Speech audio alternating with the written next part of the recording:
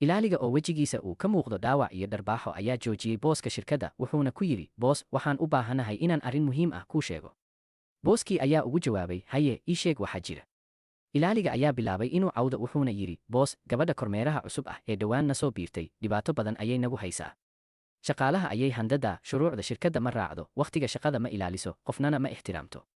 Qof kasta si qalafsan oo edebdarro ah ayay ula dhaqantaa, waxayna mar walba ku faantaa in walaalkeed uu yahay maamulaha guud ee shirkaddan. Booskii oo yaaban ayaa weydiiyey, arrintani ma dhab ah? Ilaaliga ayaa ugu jawaabay, haa boos, waa dhab. Aniga naftayda si xun ayay iila dhaqantay oo gacanta ayay ii qaaday, qof kasta oo shirkadda joogana way dhibtay. Haddii aadan i rumaysanayn adigaa indhahaaga ku soo arki kara. Booskii oo aad u caraysan ayaa yidhi, haye, cashar lama ilaawaan ah ayaan u dhigi doonaa maanta. Shirkaddan aabaheed ma lahan, anigaa iska leh. Ina keen waan edbin doonaa gabadhaas. Ilaaliga ayaa yidhi, haye boos. Booskii ayaa amray ilaaliga, dharkaaga ii dhiib oo adiguna kayga xiro, ima aqoonsan doonto sababtoo ah waa gabar ku cusub shirkadda. Maalintii xigtay booskii oo xiran dharkii ilaalada ayaa iridda taagan. Waxaa soo gashay gabadhii kormeeraha ahayd oo taleefan ku hadlaysa si kibir ahna u socota. Booskii oo iska dhigaya ilaaliye ayaa joojiyey oo yidhi, istaag.